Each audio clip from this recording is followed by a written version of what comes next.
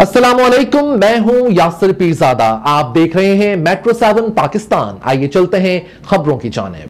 Retired मुलाजमीन के वाजिबात की अदायगी चेयरमैन गुलबर्ग टाउन की जानब से चेक्स तकसीम इस 1.5 साल के कलील अरसे में जमात इस्लामी के मुंतखब नुमाइंदों ने 11 करोड़ 50 लाख से ज्यादा की रकम अदा की है।